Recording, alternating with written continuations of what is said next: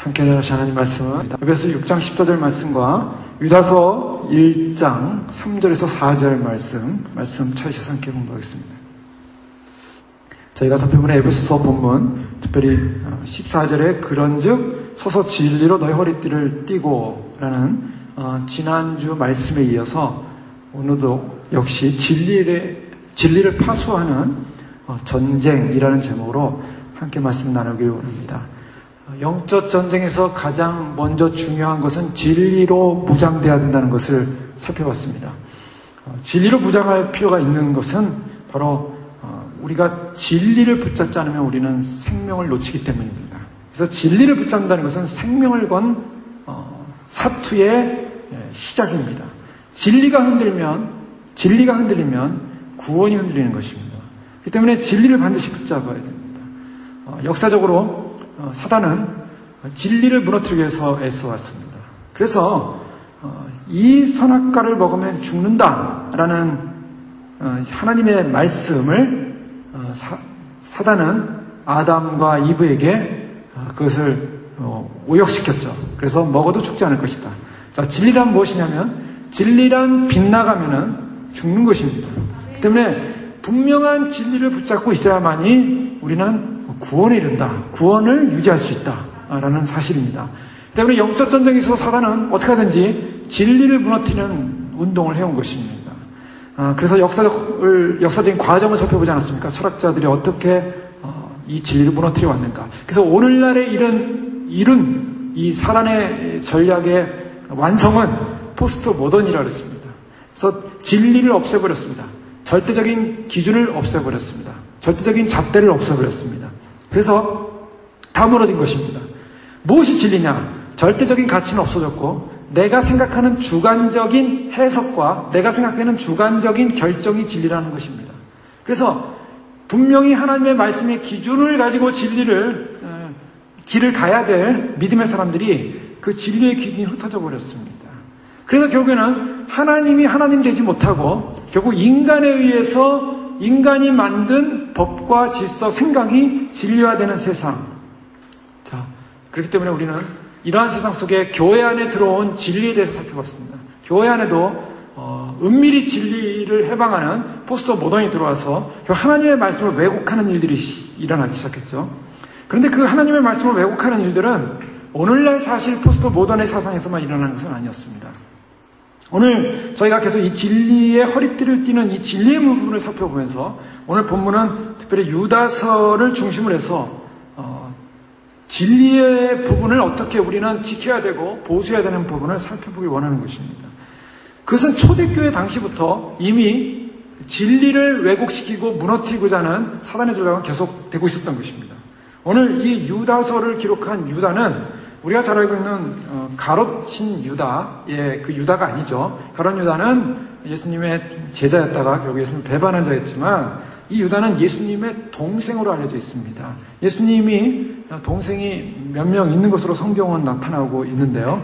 그 예수님의 동생들 가운데 야고보와 요셉과 유다와 시몬의 형제들로서 이렇게 이름이 성경에 기록되고 있습니다. 마가복음 6장 3절에 보면, 또 마태복음 14장 55절에 보면 이는 그의 목수의 아들이 아니냐, 그 모친은 마리아, 그 형제들은 야고보, 요셉, 시몬, 유다라 하지 않느냐. 이 유다는 바로 예수님의 동생으로 알려지는 유다입니다.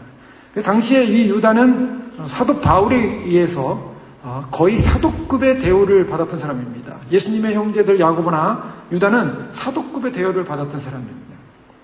그런데 이 유다가 이제 서신을 쓰는데 성도들에게, 흩어진 교회의 성도들에게 편지를 쓰는데, 사랑하는 자들아, 우리가 일반으로 받은 구원에 관하여 내가 너에게 편지하려는 생각이 간절하던 차에, 자, 구원 문제에 관해서 편지를 하려고 펜을 들었던 것입니다. 유다가 구원 문제를 해서 편지를 하려고 펜을 들었는데 성도에게 단번에 주신 믿음의 도를 위하여 힘써 싸우라는 편지로 너희를 권하여야 할 필요를 느꼈다.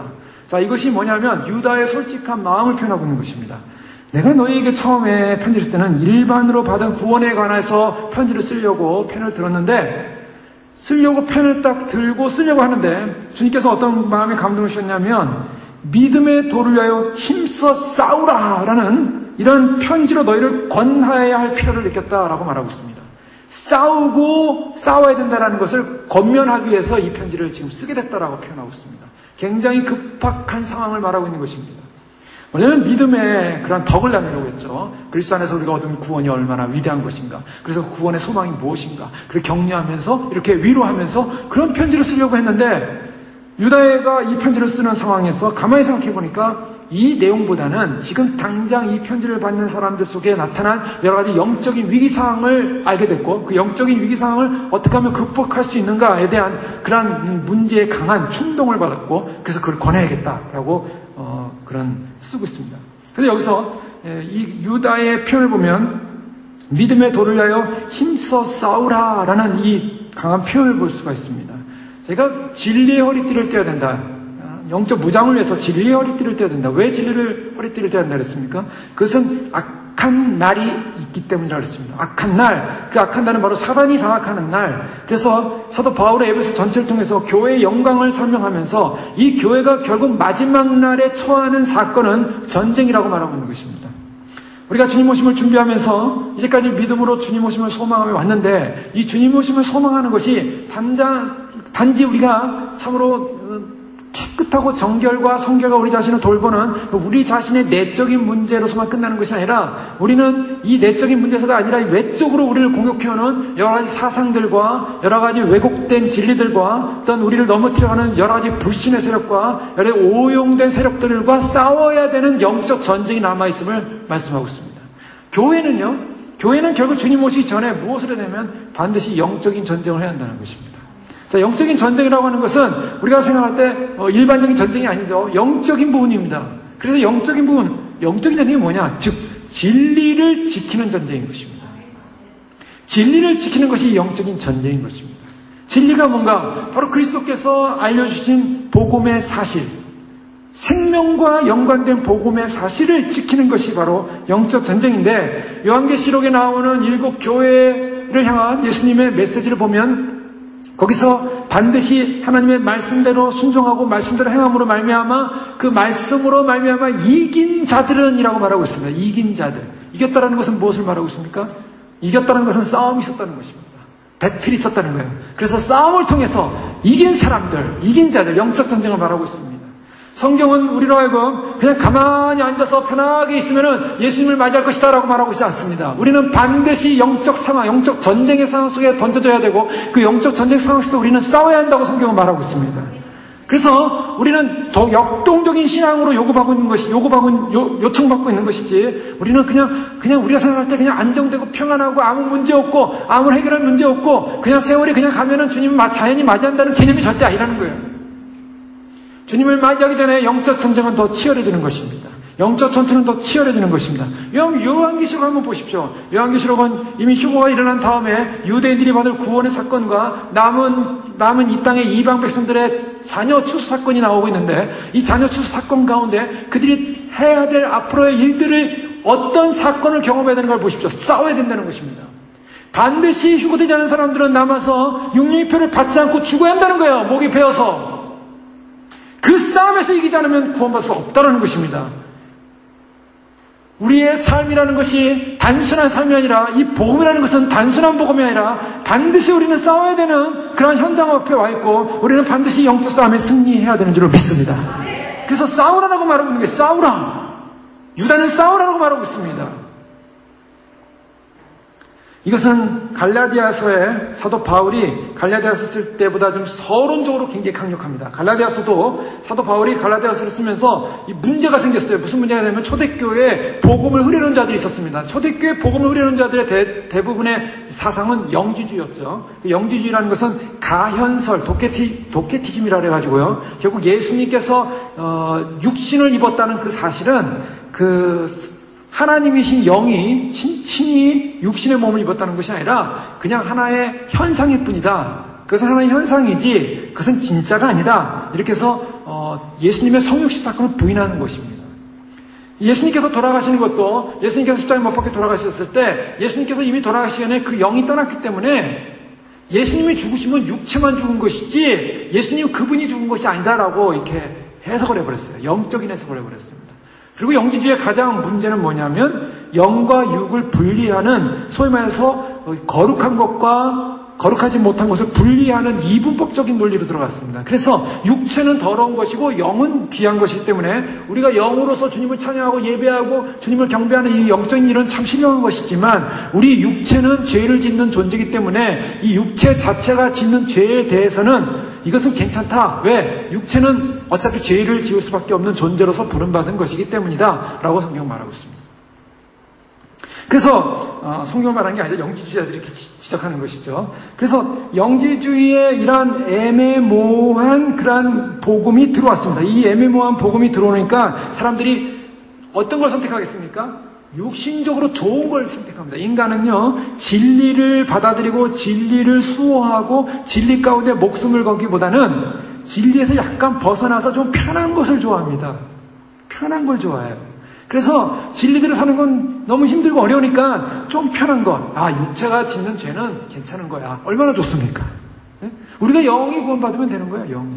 오늘날 무엇입니까? 오늘날 지난 금요일날도 말씀드렸던 이지 빌리비즘이죠. 쉬운 복음주의. 예수님을 주님으로 입으로 고백만 하면 구원받는다. 그래서 많은 사람들이 고백을 시키지 않습니까? 물론 임종을 앞에 둔 분들이라든가 또 뭐 어떤 그 극한적 상황 속에서는 이 마지막 고백도 중요합니다. 마지막 고백을 확인하는 거. 그런데 우리가 충분한 믿음의 시간이 있는 사람들이 날마다 고백은 하지만 그의 삶 속에서 진정한 삶의 그리스도의 그런 성령의 풍성한 열매를 맺지 못하면 이 고백이라는 것이 헛되다는 거예요.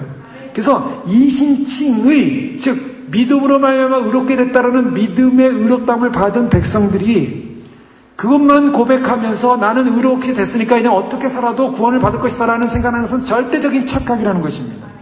그런데 많은 사람들이 이 칼빈의 기독교 강연을 보면은 이 칼빈은 분명히 말하고 있어요. 우리가 이신칭이 됐다는 것은 거룩을 전제로 하는 것이다. 의롭다 됐다는 사람, 의롭다함을 받았다는 것은 바로 우리가 거룩한 삶을 살아야 한다는 것을 분명히 말하는 것이고, 거룩하지 않은 사람을 하나님께서 의롭다고 칭하지 않는다라고 말하고 있어요. 그런데 많은 사람들이 오해를 했죠. 칼빈은 이신칭이만 얘기했기 때문에 당시 로마 카톨릭에서는 이 이신칭이한 칼빈의 그 교리를 가지고 그러면 너희가 말하는 칼빈이 말하는 이신칭이 때문에 아무렇게나 살아도 구원받는다는 얘기냐라고 칼빈의 이신칭이를 로마 카톨릭이 비판을 했어요. 근데 칼빈이 그거에 대해서 우리가 말한 이신칭의는 우리가 아무렇게나 살아도 칭이 됐기 때문에 구원받는다는 것이 절대 아니라 우리는 이 칭이 된 사람으로서 반드시 거룩해야 된다라고 그는 평생에 걸쳐서 회개할 것을 얘기하고 있습니다. 스콜라주의 학파들이 그 당시에 단 이례적 회심, 그래서 한 3일 정도 열심히 기도하면서 회개하고 용서를 구하면요, 그 3일 정도 회개한 것 때문에 이제 구원받을 것이다 라고 그들이 그렇게 얘기하는 것에 칼빈이 반박을 하면서 우리는 단 3일 만에 회개를 통해서 구원받는 것이 아니다. 우리는 주님 앞에 갈 때까지, 가는 그날까지 회심의 회개를 이루어야 된다고 말하고 있어요. 회개라는 것이 단회적으로 말하고 있지 않습니다. 사람들이 너무나 모르는 거예요. 자, 왜 그랬는가? 인본주의로 바뀌었어요. 인본주의 뭐냐? 하나의 교리의 신조조차도, 교리 자체도 인간이 편한 것을만 가지고 왔어요. 그래서 인간이 편한 것을만 끓여서 그걸 가지고 만족했던 거예요. 그것만 지정했던 거예요. 그러다 보니까 사람들이 어떻게 했습니까? 그래요. 이신칭이 된 사람이 뭐 고민스럽게 성화를 이뤄야 되고, 이신칭이 된 사람이 뭘 거룩하게 살아야 되고, 이신칭이 된 사람이 예수님이 은혜로 구원받고 율법은 떨어져 나갔는데 이제 율법과는 우리는 상관이 없다. 이제 은혜로 구원받는다. 이것만 붙잡는 거예요. 그런데 주님은 은혜로 구원받지만 은혜를 받은 사람은 은혜 받은 자다운 율법적 삶의 완성을 이룬다고 말하고 있는 것입니다. 자, 그런 의미에서 이러한 잘못된 복음이 들어왔을 때 사도 바울은 강력하게 갈라디아 성도들 향해서 그리스도의 은혜로 부르신 일을 이같이 속히 떠나 다른 복음을 따르는 것을 내가 이상히 여기노라 라고 하면서 갈라디아서를 시작하고 있습니다. 그러나 유다는 좀 더 강한 표현으로 너희가 싸워야 될 것을 내가 알고 너에게 강력하게 권한다 라고 말하고 있습니다. 구원은 타협의 문제가 아니라는 것을 말하고 있습니다. 자, 우리가 이 진리 문제 앞에서는 반드시 싸워야 될 부분이 있는 것입니다.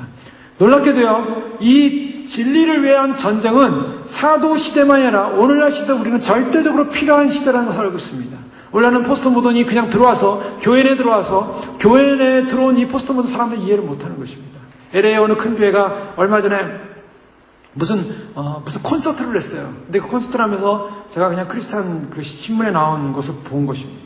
근데 잘 알려진 교회예요. 한국에서 제자훈련으로 알려져 있고, 이게 오렌지 카운티에서 제자훈련으로 알려진 큰 교회인데, 그 교회가 또 LA에 생기지 않았습니까? 근데 그 교회에서 제자훈련하는 교회가 무엇을 했냐면, 일반 음악하는 사람들, 클래식 하는 사람들, 또 피아노 치는 사람들이 콘서트를 했어요. 뭐 그 정도까지는 우리가 요즘 현대의 문화 속에서 어느 정도 사람들이 많이 포용을 하고 이해를 합니다. 이해를 하는 부분도 없지 않아 있어요. 그 정도까지는. 그런데 그 다음에 뭘 했는지 아세요? 한국에서 유명한 가수입니다. 삼바를 부르는 가수 있지 않습니까? 삼바 노래 부르는 그 가수가 나와서 신앙 간증을 한 것도 아니고 하나님을 찬양한 것도 아니고 그가 텔레비전 방송에 부르는 그런 세상 가요를 그 안에서 부르기 시작했다는 거예요. 그러면서 거기 참여한 모든 성도들이 그래 LA 이민사회에 좀 힘들고 고민 사람들이 좀 복음도 전하고 교회가 그런 걸 개방해서 세상 문화도 좀 즐기고 그래서 가서 그거 들으면서 야 그래요 가수 참 만나기 어려운데 그런데 한번 보자. 좋아했는지 모르겠습니다. 타락한 교회예요. 하나님 보실 때 하나님을 예배하고 경배해야 될 교회가 이제는 완전히 사람들을 위한 인본주의적 모임을 갖기 시작할 때 그 교회는 저주받은 거예요. 그것이 오늘날 교회 내에 들어왔다는 거야. 사람들이 그것이 잘못됐다고 인식 안 하고 있어요. 왜? 하나님을 경외함을 잃어버렸기 때문입니다. 하나님이 얼마나 두려운 분이고 하나님을 우리가 얼마나 두려워할 것이고 하나님을 얼마나 예배할 분이라는 사실을 잊어버렸기 때문에 사람들은 인간이 좋으면 되는 거예요. 인간을 좀 편하게 해주면 되는 거예요. 인간을 위한 목회, 인간을 위한 교회. 그런 사상이 들어와 있는 것을 우리는 바라보면서 어떻게 되겠습니까? 그럴 수도 있지. 물론 포용할 수도 있습니다. 좋은 게 좋은 거니까. 여러분 그래서 넘어간 것이 뭡니까? 오늘날 그러한 포용주의가 만들어낸 신학이 바로 종교다원주의인 것입니다. 한국의 WCC를 주최하는 것 때문에 많은 교단들이 거기에 가입을 했고 많은 지도자들이 거기에 연관이 돼서 그 일을 하고 있습니다. 배교행위요 음녀행위입니다. 하나님 한 분만을 믿어야 되고 하나님 한 분을 높여야 될 그런 독립적인 믿음의 고백을 하는 배타적 믿음을 가진 기독교가 다른 샤머니즘, 다른 잡신, 다른 종교들과 함께 어울리지만 우리는 하나님만을 예배하면 된다라는 개념으로 연합을 하는 거예요. 그 자체가 성경은 뭐라고 말하고 있습니까? 그것 자체를 성경은 부정하고 있습니다. 자, 이것이 무엇을 말하는가? 이것이 바로 종교다원주의가 들어온 이유는 포스트 모더니즘. 인간 안에 이제 모든 것이 우리가 이렇게 생각하면 이것이 진리일 수 있다라고 얘기를 하는 거예요. 그렇게 해도 괜찮다고 생각하는 거예요. 그렇게 해도 괜찮기 때문에 종교다원주의가 열리는 것입니다. 생각이 열리는 것입니다. 빌리 그레이엄 목사님 이번에 미국의 롬니 후보인가요? 그 후보가 몰몬교로 알고 있는데 몰몬교도 구원이 있고 몰몬교도 좋은 종교다. 그래서 미국 기독교 사회에서 몰몬교는 컬트라 해가지고요 아주 이교도로 쳐놨는데 그 이교도에서 명단을 빼라 그랬어요. 빌리 그레이엄 목사님이. 그래서 사람들이 지금 난리가 났습니다. 어떻게 빌리 그레이엄 목사님이 예수님을 전했던 그분이 예수님만의 구원이라고 생명이라고 전했던 그분이 어떻게 몰몬교를 인정할 수 있냐는 거예요. 여러분 왜 그렇습니까? 진리가 무너진 세상입니다. 왜 진리가 무너졌습니까? 인간 사상 안에, 인간 안에 이것이 진리다라는 진리에 대한 목숨을 건 싸움을 포기하기 시작했어요. 진리에 대한 목숨을 건 싸움을 포기하기 시작한 이상 사단은 기뻐하는 것입니다. 사단은 마지막 때 모든 사람들 다 무너뜨려서 그래서 혼합하고 연합되고 하나 되자, 종교를 일치시키자, 하나시키자. 그 하나됨에 반대하는 모든 배타적인 종교는 전부 다 우리가 제거한다. 그것이 바로 유엔에서 말하는 일 아닙니까? 통일교를 앞장서는 사람들이 바로 세계 종교 통일을 위해서 지금 일하는 이때 사단이 그것을 장악해오는, 사단이 승리해가는 듯한 보이는 이때 우리는 주님 오심을 준비하고 주님 나라를 준비하고 오직 예수 그리스도만이 생명이고 예수님만이 의고 예수님만이 구원이고 오직 예수님만의 유일성, 예수님만이 우리의 구원이라는 생명의 유일성을 믿고 전하고 우리는 보수할 줄을 믿습니다. 그것이 우리가 신앙의 진리에서 싸움에서 승리하는 비결입니다. 베드로 3장 3절에 보면 먼저 이것을 알지니 말세에 기롱하는 자들이 와서 자기의 정욕을 쫓아 행하며 기롱하여 그러므로 사랑하는 자들아 너희가 이것을 미리 알았은즉 무법한 자들의 미혹에 이끌려 너희 굳센 데서 떨어질까 삼가라. 말세에 기롱한 자들이 나타나가지고 자기의 정욕을 쫓아 행하며 기롱하면서 주의 강림하심이 언제 있냐라고 사람들이 기롱할 날이 온다고 베드로는 말하고 있습니다. 그런데요, 그 베드로가 그런 성도를 향하여 사랑하는 자들아 너에게 미리 이것을 말했다. 지금 뭐냐? 말세에 이러한 일들이 일어날 것을 미리 말했다는 것입니다. 이미 말하고 있어요. 유다는요, 지금 베드로 전후서와 연관해서 봐야 되는데, 유다는 이미 베드로가 쓴 편지를 읽고 있었습니다. 그리고 베드로가 쓴 편지를 묵상하고 있었어요. 그래서 베드로가 이미 거짓 선지자가 나타날 것이고 앞으로 이런 일이 일어날 것이라는 사실을 전제해서 유다서를 쓰면서 베드로가 하는 말을 그대로 인용하면서 앞으로 이러한 일이 일어날 거라고 그대로 말하고 있습니다. 그런데요, 무법한 자들의 미혹에 이끌려 너희 굳센 데서 떨어질까 삼가라. 서로 떨어질까 조심하라. 자, 이것은 굉장히 경고라는 것입니다. 이 마지막 때, 초대교회도 마찬가지지만 마지막 때 여전히 나타나는 것은 바로 정통 진리를 무너뜨리고 주님의 강림과 죄오심을 부정하고 조롱하면서 결국에는 믿음을 가진 자들마다 미혹시켜서 떨어뜨리려고 하는 것이 사단의 전략입니다. 그리고 우리는 이 땅에서 좀 잘해보자, 이 땅에서 좀 어떻게 연합해보자, 이 땅에서 좀 하나 돼보자. 영적인 테러를 통해서 사단은 성도들의 마지막 한 사람까지 배교를 시켜가지고 한 사람까지 무너뜨리는 것이 사단의 전략이기 때문에 우리는 분명하게 이 사단의 전략을 알고 있어야 되는 것입니다. 그것이 진리로 헐리 띠를 띠는 것입니다. 누가 배교자가 될 것입니까? 진리를 이해했지만, 들었지만 진리에 대한 헌신이 없을 때 배교의 길을 갈 수가 있다는 것입니다. 그 때문에 우리가 처음 들은 것을, 처음 알았던 것을 진리를 떨어뜨리지 말고 붙잡아야 한다는 것입니다. 성경의 예수님께서는요, 특별히 이 진리를 받아들인 사람들 가운데 진리를 끝까지 보수하지 못하는 사람들의 유형을 말씀하신 적이 있습니다. 그것을 비유를 말씀하셨죠. 이미 저희가 살펴봤던 말씀에 누가복음 8장에 보면요, 11절 이하에 보면 주님께서 씨 뿌리는 비유를 하고 계십니다. 물론 마태복음에도 나오는 본문의 내용입니다. 근데 누가복음 8장 11절 이하에 보면 이 비유는 이러하니라. 씨는 하나님의 말씀이요 길가에 있다는 것은 말씀을 들은 자니 이에 마귀가 와서 그들로 믿어 구원을 얻지 못하게 하려고 말씀을 그 마음에서 빼앗는 것이요 바위 위에 있다는 것은 말씀을 들을 때 기쁨으로 받으나 뿌리가 없어 잠깐 믿다가 시험을 받을 때 배반하는 자요 가시떨기에 떨어졌다는 것은 말씀을 들은 자니 지내는 중 이생의 염려와 재리와 일락의 기운이 막혀 온전히 결실지 못하는 자요 좋은 땅에 있다는 것은 착하고 좋은 마음으로 말씀을 듣고 지켜 인내로 결심하는 자니라. 자, 이 말씀은 너무나 잘 알고 있는 씨 뿌린 비유 말씀입니다. 근데 이것은 무엇을 말하고 있냐면요, 이것은 하나님의 말씀을 받은 사람의 배교 현상을 말하고 있습니다. 우리는 이것을 볼 때 그냥 뭐 주님께서 이렇게 뭐 어떤 이런 사람도 있고 저런 사람도 있고 이런 사람도 있으니까 뭐 그냥 그렇게 참고하고 거기서 제일 좋은 거는 그냥 좋은 땅이 되면 제일 좋은 거 아니겠냐, 이렇게 간단하게 생각하시면 안 돼요.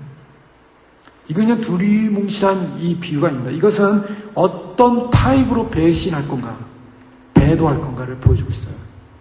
그리고 어떤 사람만이 진리를 파수할 건가를 보여주는 것입니다. 특별히 처음에 길가에 뿌렸다는 이 길가에 있다라는 것은 말씀을 들었는데 마귀가 와서 그 마음의 믿음을 빼앗아서 구원을 얻지 못하는, 구원에 대한 소망을 잃어버린 사람을 말하고 있습니다. 말씀을 듣긴 들었어요. 그런데 그 말씀을 들었음에도 불구하고 마귀가 여기 와서 미혹을 시키는 거예요. 아, 너 그 말씀 믿지 마라. 그 말씀 믿으면은 그건 아니야. 그 길은 구원받는 길이 아니야. 거기에 그냥 넘어가는 거예요. 그냥 아주 쉽게 넘어가는 사람입니다. 그러니까 하나님의 말씀이 지속적으로 영향을 미칠 수 없는, 영적으로 반응이 둔감한 사람들에 대한 길가 버티는 사람들을 말하고 있습니다. 근데 또 어떤 사람입니까? 잡초가 우거진 밭이 있었죠. 그 밭은 잡초가 우거지니까 사람들이 그 씨가 자라면서 이제 잎이 나고 자라다가 그 잡초들의 그 가시떨기에 여러 가지 기운으로 해서 결국 열매를 못 맺혀요. 세속적인 욕구들.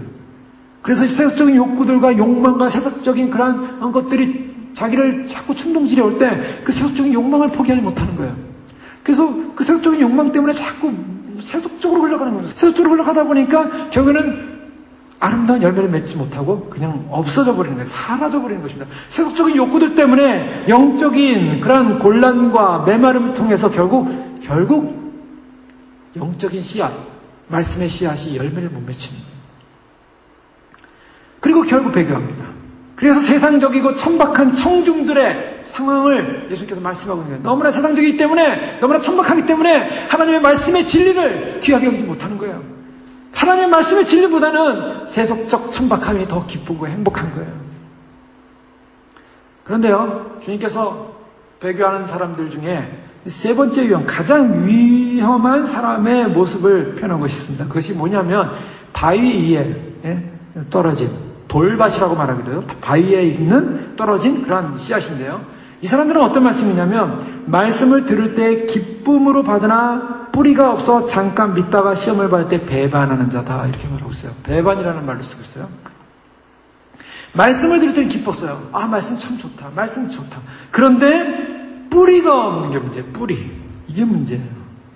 뿌리가 없어요. 돌밭, 바위밭이니까 뿌리가 내리지 못하는 거예요. 그러니까 뿌리가 없으니까 잠깐 믿다가 시험을 받을 때 배반한다. 자, 여기서 굉장히 중요한 건데요. 자, 이 부분이 왜 가장 위험하냐면 뿌리가 없는 문제라는 것입니다. 이 뿌리가 없으니까 시험이 오니까 넘어지더라는 거예요. 그럼 뿌리가 뭐냐는 거예요.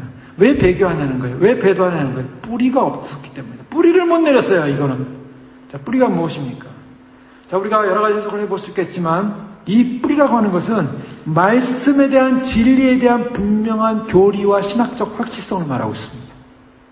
자, 우리가 신앙이 견고히 서기 위해서는요, 어떻게 해야 되냐면, 뿌리가 깊어야 돼요. 뿌리가 깊어야지 나무가 쭉 올라가지 않습니까? 나무 높이만큼 뿌리가 또 그렇게 넓고 깊다고 하지 않습니까? 그 뿌리가 뭐냐면 신학적 정립이에요. 많은 사람들이 마지막 때 주님 오심을 준비한다고 하는데요. 교리적 확신이 없어요. 교리적 체계가 없어요. 그냥 감성적, 감정적, 감각적, 시대적 상황의 소리를 듣고 주님 오심을 준비한 분들이 많더라는 거예요. 그래서 그런 것에 의존하기 시작하다 보면은 환경과 조건에 따라서 왔다 갔다 할 수 있는 것입니다. 환경과 조건이. 지금은 주님 오실 때가 됐다. 2009년에 지진이 막 나기 시작했습니다. 전 세계적으로 지진이 나기 시작했어요. 사람들이 그때 많이 깨어났어요. 그런 참 놀라운 하나님의 깨우는 작업 없었어요. 왜요? 이제는 연단이요, 인내의 시간이에요. 깨운 사람이 끝까지 가냐는 거예요. 뿌리를 내렸냐? 아니면 길가밭이냐? 아니면은 세상의 재리 가운데 다 무너질 것이냐? 아니면 인내로서 열매를 맺을 것이냐? 지금은 바로 그런 시점이에요. 주님이 전 세계적으로 깨어났어요. 그래서 많은 사람들이 2009년도에 깨어난 사람들이 많아요. 물론 그 전부터 깨어서 이미 준비하는 분들도 많이 있었지만, 그러나 주님께서 마지막 시간이 없으니까 이제 세계를 뒤흔들어가지고 깨우는 사건이 일어났는데, 문제는 뭐냐면 감각을 쫓아다니는 사람들은 다 넘어지기 시작하더라는 거예요. 맨날 인터넷을 보면서 오늘은 뭐 새로운 이 계시가 없나, 오늘은 또 새로운 예언이 없나, 오늘은 뭐가 없나, 그걸 쫓아다니기 시작하면 어떻게 됩니까? 처음에는 그런 것이 많고 그런 것이 신뢰가 됐죠. 그러나 그것이 점점 시간이 지나서 어떻게 됩니까? 그것이 믿어집니까? 물론 믿어지는 부분도 있습니다. 믿어야 될 것도 있고요. 우리가 분별을 하셔야 돼요. 그런 것도 잘. 근데 분별하는 기준이 또 중요해요. 근데 중요한 것은 그러한 기준을 우리는 많이 살펴봤었습니다. 우리가 그것은 영적인 문제는 영적으로 해석을 해야 되고, 영적인 문제는 그것은 기준이 있습니다. 성경적 기준을 가지고 이 열매를 봐야 돼요. 열매를 보면서 가되, 때로는 사람인지라 80% 90% 맞아도 10% 오류가 날 수도 있습니다. 그러나 그 10% 오류 때문에 또 80% 다 부정해도 안 돼요. 이것은 잘 이렇게 해석을 해야 됩니다. 그리고 그 사람의 인격성과 그 사람의 그 순수성과 하나님께서 주는 그런 여러 상황들을 보면서 우리가 다 참고를 해야 되는데, 기준이 그게 아니라는 게 제가 말씀드리는 것은, 주님이 오신다는 사실을 믿고 준비하는 기준이 환경과 조건, 여러 가지 예언적 상황이 아니라 말씀에 있다는 것입니다. 말씀의 신학적 뿌리가 분명해야 한다는 것이에요. 주님께서 오실 때 어떤 사건이 일어날 것인가를 주님은 이미 24장, 마태복음 24장이나 또 누가복음 21장이나 또한 고린도, 데살로니가 전후서 이미 다 주님께서 사도들을 통해서 주님 자신이 그런 말씀을 이미 보여주고 알려주고 계세요. 더 나아가서 가장 중요한 것은 말씀 속에서 보여주는 것은 역사입니다. 어떤 역사요? 이스라엘의 역사입니다. 주님께서 이스라엘의 구원사 가운데 어떤 역사를 일으키실 것인가? 그것은 이미 다니엘서에서 보여준, 이미 말씀드린 69일회가 끝나고 마지막 한 일회가 시작되는 이스라엘의 성전이, 제3성전이 세워지고 그곳에서 제사가 이루어지고, 그래서 옛 유대 율법이 다시 이루어지는 제사제도가 시작될 바로 그때가 이방교회가 끝나는 시대예요. 바로 그때부터 7년 동안, 한 일회 동안 세워진 언약이 이루어질 때 유대인의 회복이 일어나는 것입니다. 이런 모든 전체적인 신학을 보면서 우리가 볼 때, 이 세상의 상황과 조건과 환경들, 이것을 볼 때, 성경에 나오는 내용들을 볼 때, 이것이 성경에서 말하는 내용이 응하고 있구나. 주님은 분명히 말씀하셨어요. 왜 천지는 분별하면서 하나님의 말씀은 분별하지 못하는가? 주님께서 우리에게 그 말씀을 분별하라고 했는데 바로 그것입니다. 우리가 뿌리가 있어야 되는데요. 또 한 가지는 뭡니까? 이런 시대적 상황, 마지막 종말론적 신앙만을 가지고는 아닙니다. 진짜 주님을 소망하는 그 믿음이 깊어지고 견고해지려면 우리가 어떤 것을 하냐면 하나님 그분을 알아야 됩니다. 하나님 그분이 어떤 분이신가? 하나님 그분이 어떤 주재권자시고 하나님 그분이 어떤 영광을 받으셔야 할 것이고 하나님의 나라가 어떻게 임할 것이고 하나님의 통치가 어떻게 이룰 것인가에 대한 전체적인 개념이 있어야 되는 거예요. 예수님이 왜 오십니까? 예수님이 그냥 심심해서 오십니까? 이제 시간 됐으니까 오십니까? 왜 시간이 됐습니까? 무슨 시간입니까? 예수님이 오시는 이유가 뭡니까? 그 이유는 하나님 나라입니다. 그것은 바로 다윗에게 언약한 나단을 통해서 언약한 다윗의 나라, 영원히 그 위가 끊어지지 않을 다윗이 통치하는 나라가 온다는 거예요. 통치 개념입니다. 이것은 우리 입장에서는 주님이 오시면 내가 들림받고 주님을 맞이하는 그 기쁨이 있고 신부로서 신랑과 함께 영원히 사는 그런 즐거움이 있지만 하나님 입장에서는 물론 우리를 구원하시는 구속의 개념이 있습니다. 그러나 하나님은 우리만 구속하는 것이 아닙니다. 하늘에 있는 분들 또한 이 땅에 있는 분들 그리고 먼저 가신 분들 그 모든 영계가 다 통합되어지고 하나 되어지고 통일되어져서 하나님의 의로운 나라, 통치의 나라, 하나님의 완벽한 나라가 실현되기 위해서 주님은 오셔야 한다는 것입니다. 바로 그것이 중요한 거예요. 하나님 쪽에서는 하나님의 통치, 예수 그리스도의 통치, 그분이 영원히 통치하실 그 다윗의 위를 잇는 통치가 이루어져야 되기 때문에 그래서 주님 오심을 기다린다는 것은 위대한 사건입니다. 하나님의 계획에 동참하는 사건입니다. 하나님의 역사에 동참하는 사건입니다. 하나님이 이루시는 통치의 사건에 동참하는 것입니다. 그 때문에 신부가 되어 들림받으면 주님과 함께 통치한다는 거예요. 그런데요, 이런 역사적 깊은 말씀에 대한 뿌리가 약하게 되면 사람들은 빛을 받았어도 생명이 없습니다. 씨를 받아도 열매가 없습니다. 성경을 받아도 살아있는 말씀이 없습니다. 진리를 받아도 진리에 대한 사랑이 없습니다. 여러분, 주님 오신다는 것이 얼마나 위대한 축복입니까? 주님 그분이 진리 아닙니까? 내가 곧 길이요 진리요 생명이니 주님 진리를 사랑함이 없어요. 우리가 진리를 사랑한다면 주님을 사랑하게 돼 있고 주님을 사랑한다면 주님 오심을 사랑하는 것이고 그리고 주님의 나라를 사랑하는 것입니다. 그런데 진리에 대한 사랑이 없으면 주님 오심도 기쁘지 않고 주님 나라도 기쁘지 않고 주님의 통치도 기쁘지 않고 다 뭐예요? 나만 기쁘면 되는 거예요. 나만. 인생이 주님을 위한 인생이 아니라 주님과 함께하는 인생이 아니라 나를 위한 인생으로 생각되어 왔기 때문에 결정적인 순간에 나를 기쁘게 하는 것이 아니면 아무것도 행복한 게 아니에요. 우리는 나를 기쁘게 사는 것이 아니죠.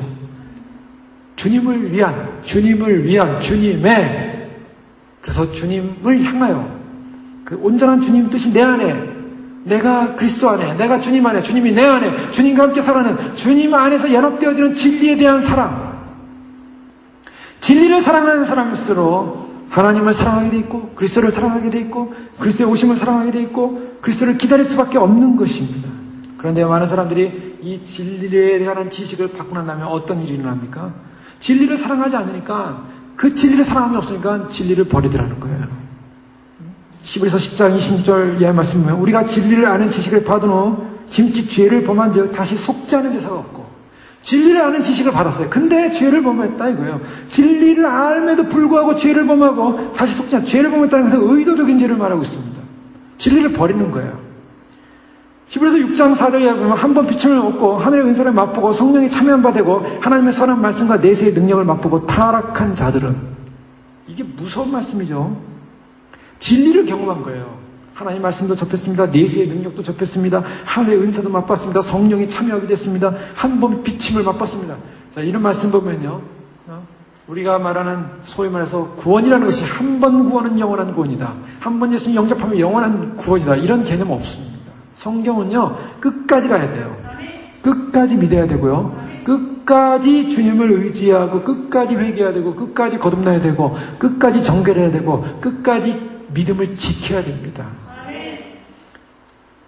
가다가 중간에 이 말씀의 능력을 버려버리고요. 진리에 대한 마음을 포기하고 타락한 자들은 다시 새롭게 회개할 수 없느니. 자, 너무나 무서운 사건이에요. 자, 왜 진리를 버리게 되는가? 말씀드린 것처럼 하나님을 모르기 때문입니다. 하나님을 알면 진리를 버릴 수가 없어요. 그런데 하나님에 대해서 지식이 없어요. 예레미야 2장 19절 말씀 보면 내 악이 너를 징계하겠고 내 반역이 너를 책망할 것이라. 그런즉 내 하나님 여호와를 버림과 내 속에 나를 경외함이 없는 것이 악이요 고통인 줄 알라. 주 만군의 여호와의 말씀이니라. 내 속에 나를 경외함이 없는 것이 악이요 고통인 줄 알라. 하면서 뭐라고 말씀하냐면 예레미야 2장 10절에 보면 내가 옛적부터 내 멍에를 꺾고 내 결박을 끊으며 말하기를 나는 순종하지 아니하리라 하고 모든 높은 산에서와 모든 푸른 나무 아래에서 너는 몸을 굽혀 행음하도다. 이 무슨 말 이스라엘이 하나님을 배도하는 그런 상황을 예레미야가 지적하는 것입니다. 예레미야 선지자가 남유다가 하나님을 배신하고 바알을 섬기고 산에다가 산당을 만들고 그리고 하나님을 섬긴다고 하는 그들이 그 우상을 섬길 때 내 속에 나를 경외함이 없다. 오늘날 왜 한국교회 많은 교회들이 이렇게 물질로 또 번영주의로 세속화로 타락한 이유가 무엇입니까? 하나님을 경외하는 마음을 잃어갔기 때문입니다. 하나님을 경외하지 못하게 되니까 어떻게 합니까? 내 멍에를 꺾고 하나님과 함께 주님과 함께하는 이 멍에가 너무 힘든 거예요. 주님을 예배하고 주님을 찬양하고 주님을 경배해야 되는데 이것이 억지로 하려니까 너무 힘들어요. 주님을 사랑할 때는 그것이 가벼운 멍에였는데 주님을 사랑하지 않으니까 그것이 무거운 멍에가 됐어요. 이거는 나를 누르는 것이 되어버렸어요. 말씀을 지키려니 힘듭니다. 기도하려니 힘듭니다. 또한 말씀대로 살려고 하니 너무 벅찹니다. 이거 왜 그렇게 됐습니까? 왜 이 멍에가 무거워지기 시작했습니까? 멍에는 가벼운 것이었어요. 그러니까 내가 주님과 함께 가는 이 길을 포기하겠습니다 하고 멍에를 꺾어버리는 거예요. 그 결박, 주님과 연관된 결박을 끊어버렸어요. 그리고 말하기를 나는 순종하지 아니하리라. 결정을 해버렸어요. 왜요? 하나님을 경외하지 않기 때문에. 내가 너를 순전한 참 종자 곧 귀한 포도나무를 심었거늘 내게 대하여 이방 포도나무의 악한 가지가 되면 어찌미냐. 주님께서 그것을 다 잘라버려가지고요 다 불태우긴다고 말씀하고 있어요. 자, 왜 사람들이 하나님을 경외하지 못하게 됐는가? 하나님을 경외함이 없어지고 왜 멍에를 끊어버리고 왜 결박을 끊어버릴 수밖에 없는가? 하나님에 대한 마음, 하나님을 알지 못하고 하나님에 대해서 인정할 수 없고 그 하나님을 이해할 수 없었기 때문이에요. 이거 참 굉장히 중요한 건데요. 우리가 하나님을 이해하고 하나님을 알고 하나님을 묵상하고 하나님 그분을 알아갈수록 우리는 하나님을 신뢰하게 되고 하나님을 찬양하게 되고 하나님을 예배하게 되고 하나님을 경배하게 되고 바로 그 안에 하나님을 예배하는 놀라운 역사가 일어납니다. 하나님의 통치와 다스림을 인정하게 되고요. 그분의 말씀에 대한 믿음으로 하나님께 영광을 드리게 됩니다. 감사로 제사를 드리는 자가 나를 영화롭게 하나니 그의 행위를 옳게 하는 자에게 내가 하나님의 구원을 보이리라. 감사로 예배하기 시작합니다. 제사를 드리기 시작합니다. 또한 그분의 약속의 신시함, 또한 그 약속의 그러한 진실성을 신뢰함으로 영광을 돌리게 됩니다. 로마 4장 20절에 보면 믿음이 없어 하나님의 약속을 의심하지 않고 믿음으로 견고해져서 하나님께 영광을 돌리며 하나님을 알아갈수록 하나님에 대한 믿음에 대한 그 신실한 약속에 대한 것을 견고히 붙잡게 되는 거예요. 하나님을 모르게 되면 하나님은 변개하지 않는 분이시고 하나님은 우리를 향한 그 사랑을 포기하지 않는 분이시고 하나님에 대한 마음을 알수록 우리는 믿음이 흔들리지 않게 되는데 하나님을 모르는 거예요. 하나님에 대한 묵상이 사라졌어요. 하나님을 묵상하고 생각하고 하나님을 닮아가고자 하는 또 하나님을 알고자 하는 마음이 사라졌기 때문에 하나님을 모르는 거예요. 왜 하나님을 모릅니까? 말씀을 안 했기 때문이에요. 왜 하나님을 모릅니까? 말씀을 되씹고 말씀을 묵상하고 말씀을 이해하고 그리스도를 주로 고백함으로 하나님께 영광을 돌리는 그러한 삶을 살게 됩니다. 모든 입으로 예수 그리스도를 주라 하시나요? 하나님 아버지께 영광을 돌리게 된다. 하나님의 율법을 순종함으로 영광을 돌리게 되고 우리 죄에 대한 그분의 의로운 정죄에 굴복함으로 영광을 돌리고 주님께서 우리의 죄에 대해서 주님께서 정죄하실 때 주님의 의로움 앞에 굴복함으로 의로움 앞에 굴복하는 것이 하나님께 영광 돌리는 거예요. 하나님 우리에게 죄를 정죄하는데요. 죄를 지적하는데 우리는 하나님께 굴복할 마음이 없어요. 죄를 토설할 마음이 없어요. 회개할 마음이 없어요. 그런데 가장 아름다운 모습은 뭡니까? 제가 예전에 한국에 있을 때 어느 텔레비전을 보는데 전도를 알리는 그런 광고였어요. 어느 집회. 근데 그 집회 모습에 어떤 사람이 망간 같은 걸 하나 잡고요. 하나님 앞에 기도를 하는데 그 눈물을 흘리면서 기도하는 그 장면이 그때 딱 캡처돼서 딱 잡혔는데 그걸 잠깐 봤는데요. 그걸 보는 순간 마음이 확 뭉클한 거예요. 왜요? 하나님 앞에서 매달려서 눈물을 흘리며 무너지는 그 순간 하나님의 영광이 임하는 거예요. 제 마음속에 저것이 얼마나 아름답게 보이는가. 하나님 앞에 뻣뻣해가지고 하나님 앞에 나는 죄인이 아니에요. 하나님 나는 잘난 사람이에요. 하나님 나한테 어떻게 이럴 수 있어요. 하나님 나는 내 멋대로 살 거예요. 이 모습하고 하나님 앞에 나는 죄인입니다. 주님 나를 용서해 주시고 하나님과 나의 관계 속에서 하나님 없이는 살 수 없는 존재요. 하나님만이 나의 모든 존재입니다. 눈물을 흘리며 하나님을 의지하는 그 사람에게 하나님의 영광이 임하는 것입니다. 하나님의 의 앞에 굴복함으로 하나님께 영광을 돌리는 것.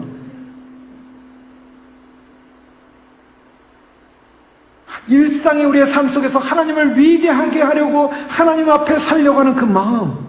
자, 이런 것이요. 바로 하나님을 알 때, 하나님을 알 때 일어나는 현상들이에요. 하나님을 알 때 일어나는 현상들이 일어날 때 우리는 하나님을 신뢰합니다. 하나님을 의지합니다. 그래서 그 하나님의 말씀의 진리 앞에 견고하게 머물 수밖에 없는 거예요. 그런데요, 요한복음 6장에 보면 재미있는 장면이 나옵니다. 사람들이 진리를 접하면서도 진리를 접할 때 진리를 이해하지 못할 때는 어떤 사건이 일어나냐면 진리를 떠나가더라는 거예요. 자, 이것이 요한복음 6장에 보면 예수님께서 요한복음 6장은 만나의 해석으로 주님께서 말씀하신 부분입니다. 특별히 오병이어 사건 이후에 사람들이 예수님이 먹을 걸 주시고 그러니까 예수님을 많은 사람이 따랐어요. 근데 예수님께서 그 따르는 이제 사람들에게 너희가 썩을 양식을 위하여 일하지 말고 영생하도록 있는 양식을 위하라 해서 양식, 먹는 얘기를 합니다. 만나 얘기를 해요. 그 먹는 문제 때문에 예수님을 따라가다니까 너희에게 하늘로부터 떡을 준 것이 모세가 너희에게 하늘로부터 떡을 준 것이 아니라 내 아버지께서 너희에게 하늘로부터 참떡을 주시나니 하나님의 떡은 하늘에서 내려 세상에 생명을 주는 것이라 라고 하면서 예수께서 이르시되 나는 생명의 떡이다 이런 말씀하세요. 그 만나를 해석하죠. 그래서 광야에서 만나를 먹은 것이 예수 그리스도고 바로 예수 그리스도를 상징하는 것이고 바로 예수님께서 나이가 생명의 떡이다. 그런데 예수님께서 무슨 말씀하냐면 내 살을 먹고 내 피를 마시지 않는 자는 영생이 없고 내 살을 먹고 내 피를 마셔야만이 마지막 날에 내가 그를 살리겠다 그랬어요. 예수님의 살을 먹고 피를 마시라 그랬어요. 자, 이것이 굉장히 어려웠어요, 사람들에게. 그래서 오병이어를 먹고 예수님 쫓아다니면 좀 뭔가 먹을 것이라고 생각하고 육신적인 만족이 있을 것이라고 생각하고 쫓아다니는 사람들에게 예수님께서 너희가 썩는 양식을 위해 일하지 말고 썩는 양식 때문에 너희가 나를 쫓지 말고 실제로는 그것을 먹지 말고 나를 먹어야 된다 이렇게 얘기하는 거예요. 나를 먹어야 된다. 오병이어를 이적을 베푼 예수 그리스도를 만나야 된다 이거죠. 그런데 그래야만 너희가 산다라고 하는데 내가 하늘에서 내려온 떡이다라고 하니까 사람들이요 도대체 이해가 안 되는 거예요. 그래서 6장 60절 보면 제자 중 여럿이 듣고 말하되 이 말씀은 어렵도다. 누가 들을 수 있느냐. 사람들이 해석하기로는요 그때 예수님을 좀 믿고 쫓아내는 제자들이라 그래요. 제자들이 이게 무슨 말인지 모르겠습니다. 어렵습니다 이렇게 얘기했어요. 그러면서 수근수근거리면서 말할 때 이것이 이 말한 것이 너희가 이해가 안 되냐? 걸림이 되냐? 자꾸? 이 어렵다라는 말이냐? 못 믿겠다는 거예요. 뭐 예수님을 먹고 그 피를 먹고 살을 먹는다는 것이 이게 이해가 안 되는 거죠. 그러니까 이게 걸리냐? 그것이 걸림이 되냐? 그러면 너희는 인자가 이전에 있던 곳으로 올라가는 것을 본다면 어떻게 하냐? 이제는 무슨 말 하냐면 내가 다시 승천에 올라가는 걸 보면 어떻게 하겠느냐? 그런 말을 하는 거예요. 그러면서 살리는 것은 영이니 육은 무익하니라. 내가 너에게 이른 말은 영이요 생명이라. 그러나 너희 중에 믿지 아니하는 자들이 있느니라 하시니 그 다음 말씀 보세요. 그러면 이는 예수께서 믿지 아니한 자들이 누구임을 알고 자기를 팔자가 누구인지 알미라. 또 이르시되 그러므로 전에 너에게 말하기를 내 아버지께서 오게 하여 주지 아니하시면 누구든지 내게 올 수 없다 하노라 하시니라. 그리고 요한복음 6장 66절입니다. 이것을 저는 그냥 요한복음의 666이라고 생각해요. 666. 자, 요한복음에 666이 나와요. 요한복음의 666이 뭔지 아세요? 그리스도를 떠나는 것입니다. 요한복음 6장 66절에 보면 그때부터 그의 제자 중에서 많은 사람이 떠나가고 다시 그와 함께 다니지 아니하더라. 요한복음 666은요. 요한복음 6장 66절이에요. 그때부터 떠나가더라는 거예요. 예수님을. 불행한 사건이죠. 왜 떠나갔습니까? 이해를 못했어요. 뭘 이해 못했습니까? 진리를 이해 못했어요. 뭐가 진리였습니까? 예수 그리스도 그분을 받아들이고 그분이 생명이고 그분이 구원이고 그분이 모든 것이 아니라 내 안에 내가 그분을 먹고 그분을 마셔야 한다는 그런 생명의 복음을 이해를 못한 것입니다. 생명의 복음을 이해를 못하니까 어떻게 되니까? 이것은 다른 말로 하면 성육신 교리에 대한 신학적 부재를 말하고 있어요. 예수님이 성육신 교리를 지금 말씀하고 있는 거예요. 하늘로부터 내려오는 생명의 떡에 관한 얘기를 하고 있는데 그게 이해가 안 되니까 정말 떠나가더라는 거예요. 여러분 이게 굉장히 중요한 원리입니다. 성경이 이해가 안 되는 사람은요, 결국 엉뚱한 길로 가요. 엉뚱한 길. 신앙의 정로를 가야 되는데 신앙의 정로를 안 가요. 신학이 부자가 되면요, 주님을 떠나가게 돼 있어요. 하나님 말씀을 못 알아들으면 주님을 떠나가더라는 거예요. 하나님 말씀이 이해를 못하면 주님을 떠나가더래요. 이해가 안 되면요, 하나님 이해하게 해주세요. 깨닫게 해주세요. 알게 해주세요. 내가 알기 원합니다. 배우기 원합니다. 읽고 묵상하고 참고서적을 보고 또는 그러면서 하나님 앞에 매달리셔야 돼요. 그런데요, 이해가 안 되니까 아이고 뭐 이해 안 돼도 그냥 뭐 주님만 믿으면 구원받는 거예요. 물론 그렇습니다. 주님만 믿으면 구원은 맞아요. 50%는 맞아요. 나머지 50%가 빈 거예요. 그 50%가 빈 데를 사단이 공격하는 겁니다.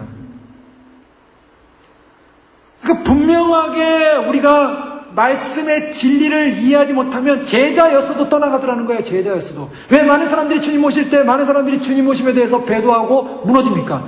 주님 오심이 7년 환란 전에 온다고 다 믿었어요. 한국 교회의 신앙은요, 환란전 신앙이에요. 환란전 유고예요.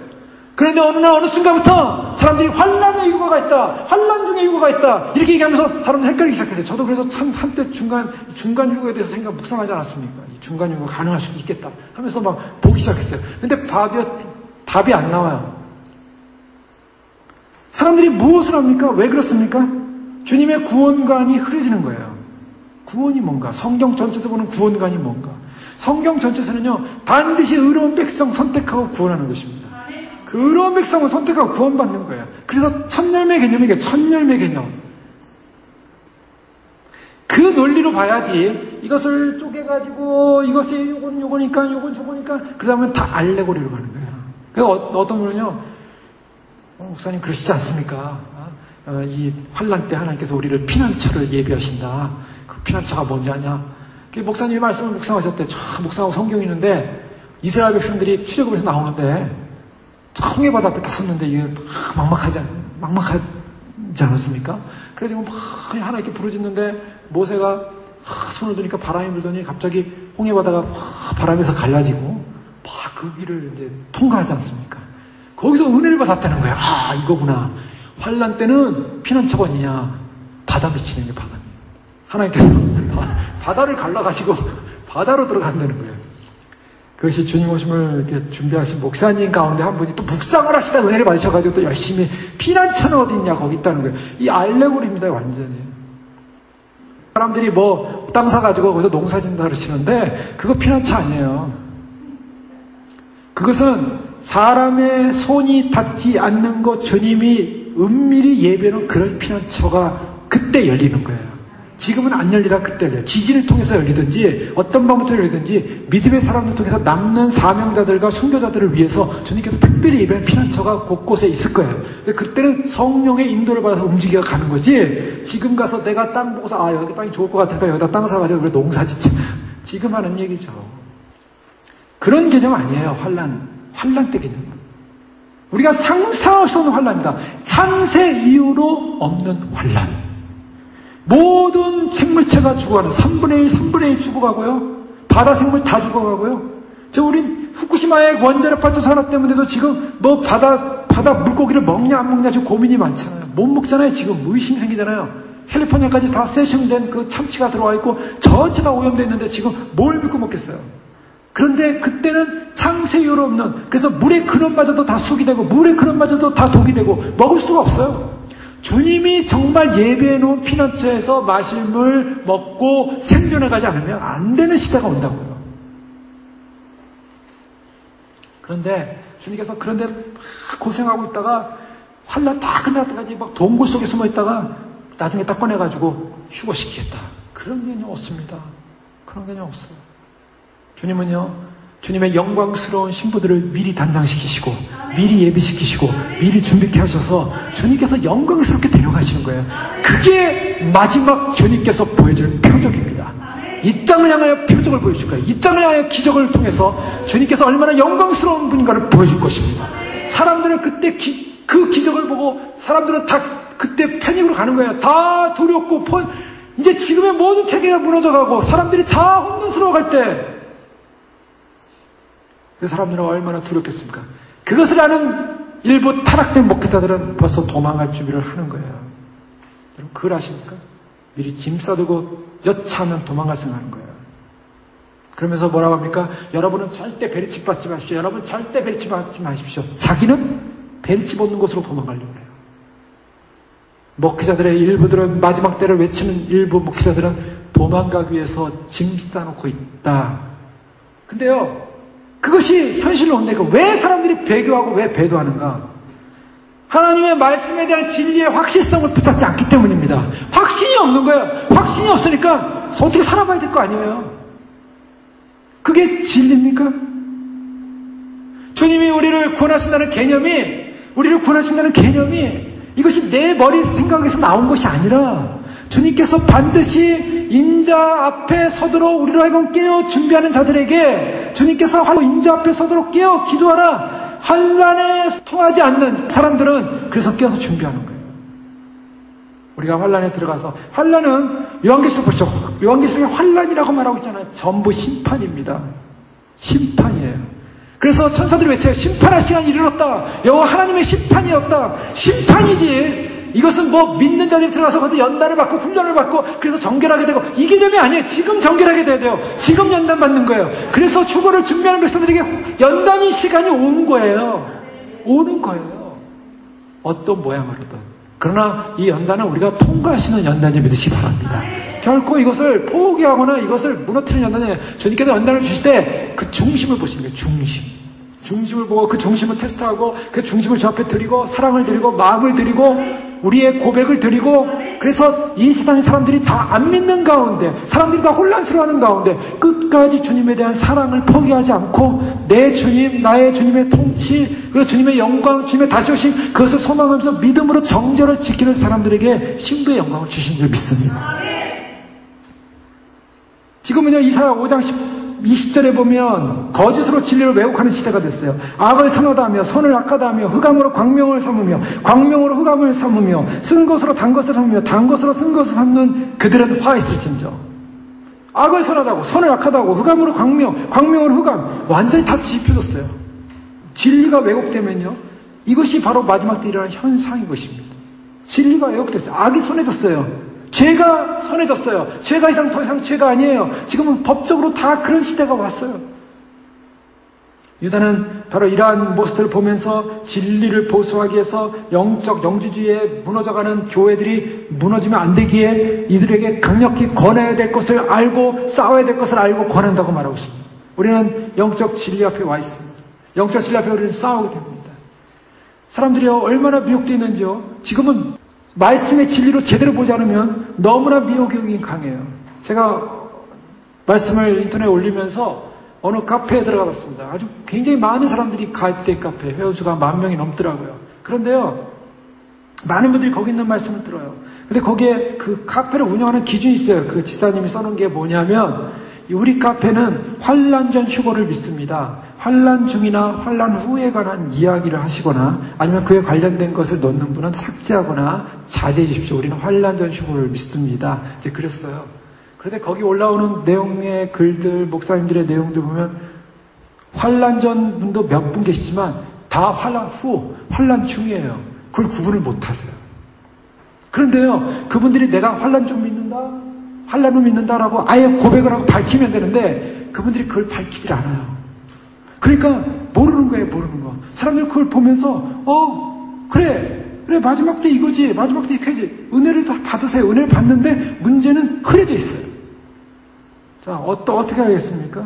그냥 뭐 어떤 분은 거기다 이렇게 써놨어요. 환난 전이면 어떻고, 환난 중이면 어떻고, 환난 후면 어떻습니까? 그냥 나만 믿음을 잘 준비하다가 주님이 언제 오시든 맞이하면 되는 거 아니겠습니까? 제일 좋은 방법이에요. 고민할 거 전혀 없어요. 나만 잘 뭘 준비합니까? 나만 뭘 준비해요? 그것은요, 나만 잘 준비한다는 개념 자체 속에는 환난 전이나 환난 중이나 환난 후나 이거 따지지 말자. 그냥 아예 포기해버리는 거예요. 물론 우리가 그것을 이걸 믿었냐 저걸 믿었냐가 인격의 변화는 아닙니다. 또 그것을 꼭 믿어야만이 그렇게 믿는다고 해서 그 사람이 또 완전히 잘못됐다라고 말하기도 어려운 부분이 있어요. 그런데 한 가지는 우리가 주님 오심을 준비하는 태도와 긴장과 예비가 다르다는 것입니다. 확실히 달라져요. 주님 오심에 대한 긴장이 사라지기 시작하는 거예요. 왜요? 환란 중으로 가면 일단 적그리스도 나타나야 돼요. 일단 유대 성전 세워져야 돼요. 그리고 제사가 시작돼야 되는 거예요. 3년만 동안 카운트하게 돼 있어요. 환란 중에 가서 이제 휴가 될 거니까 그 긴장감을 다 빼놓는 것입니다. 물론 환란 전도 마찬가지예요. 환란 전도 마찬가지인데 지금 환란 전은요, 언제 유대 성전이 생길까, 언제 이스라엘 전쟁이 일어날까, 지금 사실 긴장 속에 가고 있는 상황이지만, 그러나 환란이라는 것은 우리 이방인의 개념에서 보는 것이 아니라 유대인의 회복의 개념으로 분명히 봐야 하는 것입니다. 그리고 유대인의 회복의 개념을 할 때 적그리스도가 나타나는 시점은 이미 말씀드린 것처럼 그리스도와 적그리스도가 취한되는 그런 상황 속에서 예수님께서 공중에 오시고 적그리스도와 사단의 권세는 이 지상을 장악하는 시스템으로 변환되는 거예요. 그래서 반드시 주님께서는 이방 교회의 휴거를 통해서 하나님께서 영광을 받으시고, 그 다음에 남은 이스라엘 장자를 구원하는 그 7년의 기간을 통해서 주님께서는 이스라엘을 회복시키는 운동이 일어나는 것입니다. 그때는 분명하게 그것을 믿고, 주의 약속을 믿고, 어쨌든 주님 오실 때 나는 주님 반드시 맞아야겠다는 그 소망을 가지고 우리는 이 진리의 길 앞에 양보 없이 주님을 의지하고 주님을 바라보고 나가야 될 줄로 믿습니다. 그래야만이 우리가 주님을 맞을 수 있는 거예요. 자, 호세 4장 6절에 보면 내 백성이 지식이 없으므로 망하는도다. 내가 지식을 버렸으니 나도 너를 버려 내 제사장이 되지 못하게 할 것이요, 내가 내 하나님 율법을 잊었으니 나도 내 자녀들을 잊어버리라. 뭐니까 지식을 버렸다는 거야. 아이 모르겠다, 골치 아프다, 이것은 다 버려버리겠다. 지식을 버리니 나도 너를 버리겠다. 여러분, 지식을 버린다는 것은요, 하나님에 대한 진리의 길을 버린다는 것은 하나님께 버림받는 것입니다. 그러니까 내가 이 말씀을 붙잡아야 돼요. 말씀을 붙잡아야 돼. 그게 믿음인 것입니다. 말씀이 있는데 그 말씀을 붙잡지 않으면 그게 무슨 믿음입니까? 그게 믿음이 있어? 말씀 안 붙잡는데? 말씀 안 붙잡고 난 믿음 있어, 믿음 있어. 아니요, 믿음 없어요. 말씀을 안 붙잡기 때문에. 말씀을 붙잡는 것이 믿음이에요. 그럼 그 말씀을 붙잡는 그 믿음이 나를 구원시키는 거예요. 주님 오심을 믿는 그 믿음의 말씀을 붙잡고 내가 받고 있어야, 가지고 있어야, 그 믿음을 가지고 있어야 내가 너를 구원한다는 거예요. 너희가 진리를 버렸으므로, 내가 지식을 버렸으니 나도 너를 버리겠다. 내가 너에게 준 그 지식을 버렸으니 나도 너를 버리겠다. 내 제사장이 되지 못하게 할 것이다. 내 제사장이, 너희는 왕같은 제사장이요, 주님께서 우리를 제사장 삼아주시겠다 그랬어요. 제 지식을 버림으로 말미암아 주님께서 휴거를 버려버리겠다는 거예요. 지식이 없으면 망한다.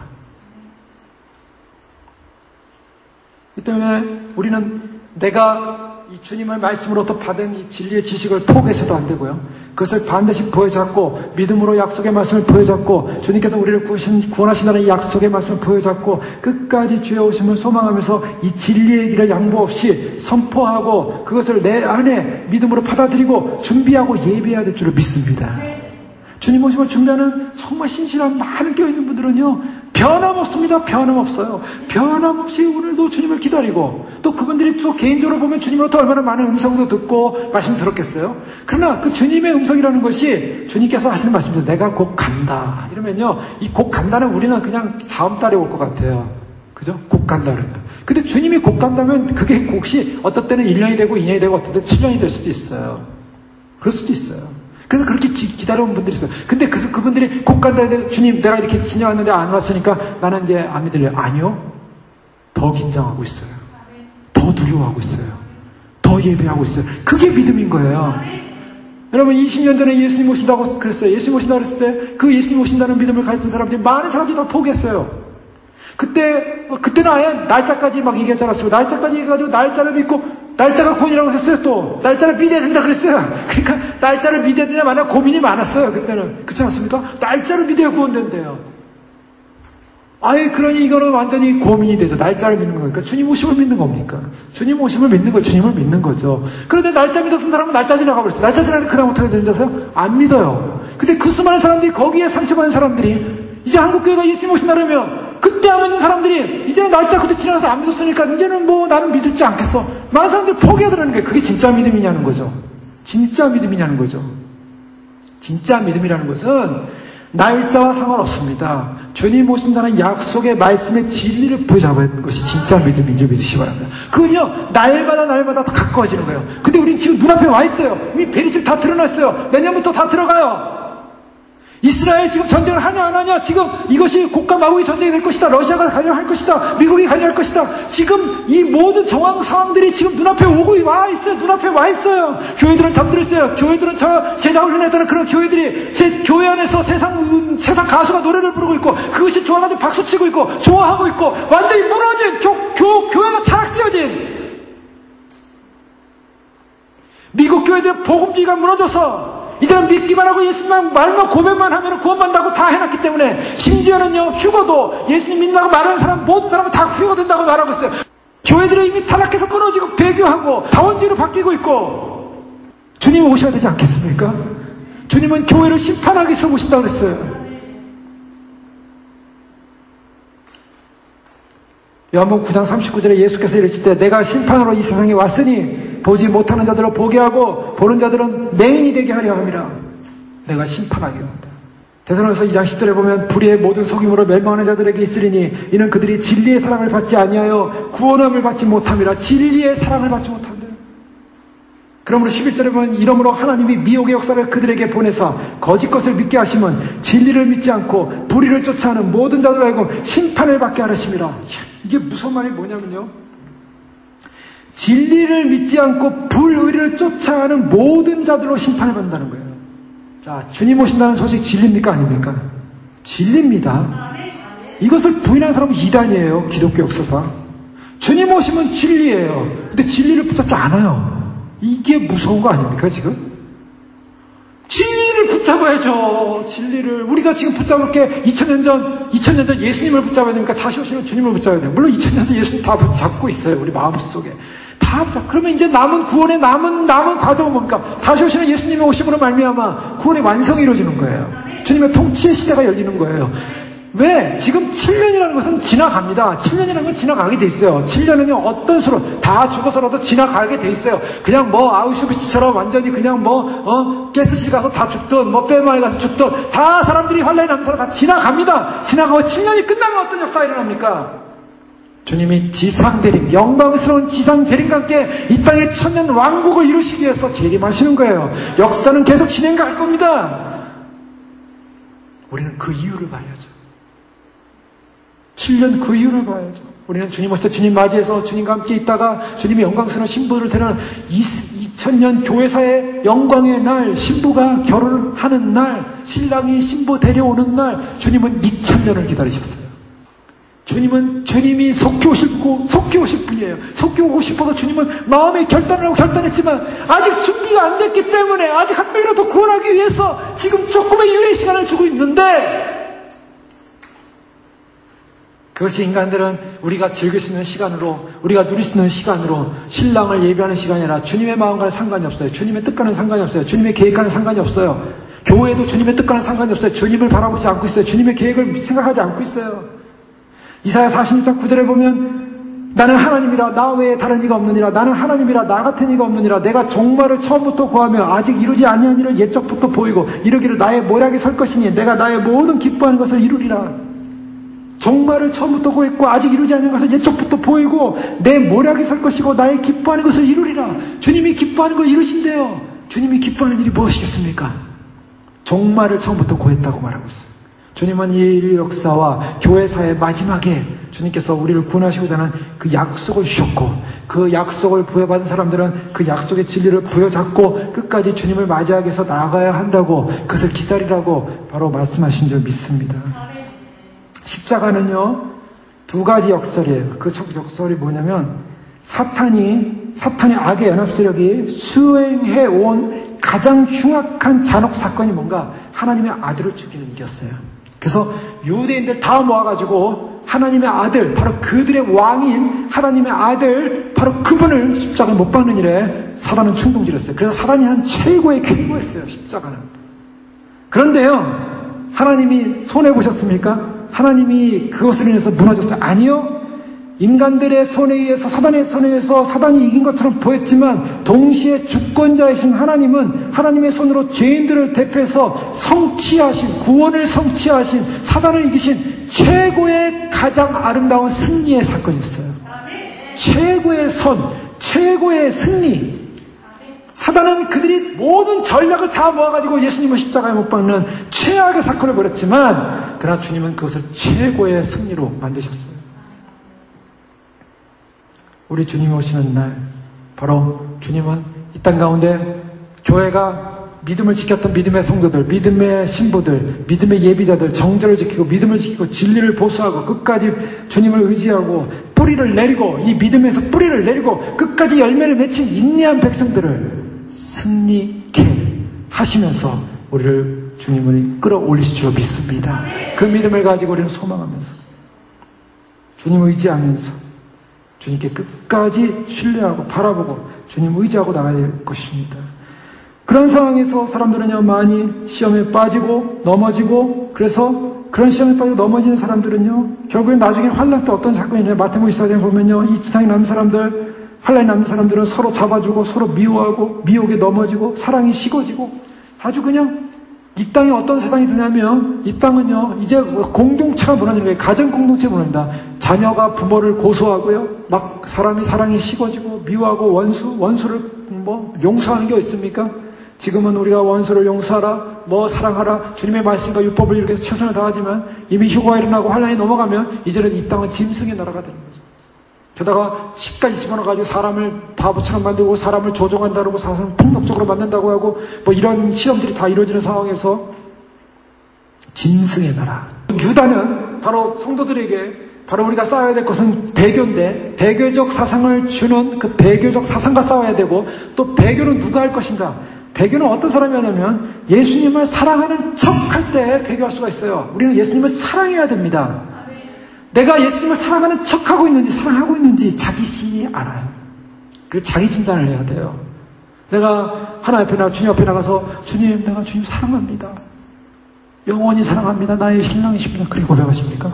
예수님만을 더욱 사랑, 날이 갈수록 더욱 사랑. 예수님만을 더욱 사랑. 정말 예수님 사랑하십니까? 아니면 예수님을 사랑하는 척 하십니까? 무언가를 숨긴 채 마음 깊은 곳으로부터 예수님을 믿는 것 같지만 한편으로는 의심해요. 의심을 가지고 있습니까? 여러분, 우리가 우리 자신을 잘 진단해야 됩니다. 내가 과연 신부로서 휴거받을 백성으로 내가 지금 예비되고 있는가? 어떤 사람이 배교하냐면요, 교회 밖에 있는 사람이 배교해요. 그러나 교회 안에 있는 사람도 배교할 수 있다는 거예요. 누가 대표해줬습니까? 유다였어요. 유다가 결정적인 순간에 배교했어요. 마지막에 배교했어요. 왜 숙련 끝나고 배교하는지 모르겠어요. 그 예수 십자가에 못 박힐 때 그 앞에 앞장서서 배교를 해가지고, 왜 그 참 불행한 인생 아닙니까? 그동안 주님과 함께 있었지만 그냥 척했어요. 척. 온갖 일 다 하고 온갖 일 다 하면서 주님 일 하면서 제자로서 훈련 다 받았는데 척했어요. 그러면서 주님을 늘 의심했어요. 정말 하나님의 아들일까? 내가 저 주님 따라가다가 나중에 나만 손해보는 거 아닐까? 의심하기 시작했어요. 그 의심이 떠나질 않아요. 그러니까 어떻게 합니까? 그 다음에 예수님을 향한 진짜 헌신을 안 해요. 헌신을 하려다가도 다 걸려요. 손해보지. 안 되지. 아니야, 나는 내 길 가야 돼. 이게 안 되는 거예요. 이것이 바로 배교자의 내면입니다. 주님이 우리에게 말씀하십니다. 정말 내가 진리를 사랑하는가? 이 진리이신 예수님이 나에게 정말 생명인가? 내가 정말 주님 오신다고 믿는다고 하는데 나는 정말 주님 오심을 내가 믿는 척하고 있는 건 아닌가? 주님 오심을 믿는다고 하는데 나는 뭔가 의심을 하면서 주님 오시긴 모르셔 하면서 뭔가 의심의 영이 나를 자꾸 사로잡고 있는 건 아닌가? 아니면 내가 주님 옆에 헌신을 해야 되는데 헌신이라는 것이 참된 헌신이 일어나고 있지 않고 주님 앞에 무엇인가 온전히 드릴 수 없는, 온전히 나를 위탁할 수 없는 내가 있지는 않은가? 그 잘 알았죠? 자, 그렇게 되면 어떻게 할까? 미혹되기 쉽습니다. 그러니까 이와 같은 것에서 싸워야 한다는 거예요. 지금 유다는요, 바로 이와 같은 싸움을 하려는 거예요. 내 안에 믿음을 흐리게 하고, 내 안에 의심을 가져오게 하고, 내 안에 주님을 진정으로 사랑치 못하게 하는 그 무엇이 있다면 그것을 빼버리라는 거예요. 그것을 싸우라는 거예요. 그래서 유다서 1장 7절 이하에 보면 사랑하는 자들아 너희는 우리 주 예수 그리스도의 사도들의 미리 한 말을 기억하라. 그들이 너에게 말하기를 마지막 때에 자기 경건치 않은 정욕대로 행하며 기롱하는 자들이 있으리라 하였나니 이 사람들은 당을 짓는 자며 육에 속한 자며 성령이 없는 자니라. 사랑하는 자다 너희는 너희의 지극히 거룩한 믿음 위에 자기를 건축하며 성령으로 기도하여 하나님의 사랑에서 자기를 지키며 영생에 이르도록 우리 주 예수 그리스도의 긍휼을 기다리라. 자, 우리가 이것이 승리하는 방법이에요. 우리가 이 모든 것에서 예수님의 긍휼을 기다리면 예수님의 긍휼이 뭔가 자비예요. 예수님이 오시는 날, 주님을 맞이하는 날, 위로받는 날 거룩한 믿음에 자기를 건축하라. 믿음을 가지고 자기를 건축해야 돼요. 건축하는 건 견고한 반석 위에 집을 지은 자, 주의 말씀을 들으면서 주의 말씀을 행하는 자, 그와 함께 멍에를 메고 기쁨으로 멍에를 메고 가는 자, 주님을 위하여 자기 십자가를 지고 기꺼이 주님을 따르는 그 믿음을 가진 제자의 삶, 성령으로 기도하고 사랑 안에서 자기를 지키라 그래서 자기를 지키라. 이 지키라는 말은 무엇입니까? 순종하라는 거예요. 순종을 전제로 한 하나님의 통치를 인정하라는 것입니다. 그래서 자기를 지키면서 하나님 앞에서 철저하게 자기를 정화시키고 정결하게 하고 자기의 죄를 씻고 주님께서 정결한 분이니 나도 그렇게 되겠습니다. 주님 앞에 나의 모든 주권과 통치를 맡겠습니다. 주님만이 나의 생명이십니다. 하고 고백하면서 갈 수 있는 그 믿음을 가지라는 거예요. 이사야 6장에 보면 이사야가 주님을 봤습니다. 주님의 성전에서 주님을 보는데요. 주님의 성전에 그냥 주님의 옷자락이 성전에 가득한 영광스러운 모습을 보고요. 주님의 주권을 보기 시작합니다. 그리고 그 스랍들이 6개의 날개를 가졌는데 2날개는 얼굴을 가리고 2날개는 발을 가리고 2날개는 막 날고 있었어요. 하나님의 보좌 앞에서 그 스랍들이 그것을 막 날고 있었어요. 높이 들려오신 그 주님을 바라보면서 하나님의 위대하심을 보는 거예요. 그 스랍들이요 하나님의 말씀의 명령에서 움직일 존재로서 자기 발을 가리고 얼굴을 가리고 뭡니까? 이게 예배입니다. 우리가 주 앞에 순종한다는 것이 무엇인가? 우리가 주 앞에 순종하는 우리의 삶이 주님 내 얼굴을 가립니다. 주님 앞에 내 얼굴, 내 영광, 내 나를 드러내는 것을 가리겠습니다. 예? 모세가요 예수님 보고 와서 얼굴이 광채나니까 수건을 가리지 않았어요? 왜요? 사람들이 자기를 우상화시킬까봐. 왜 얼굴을 가립니까? 자기는 아무것도 아니라는 거예요.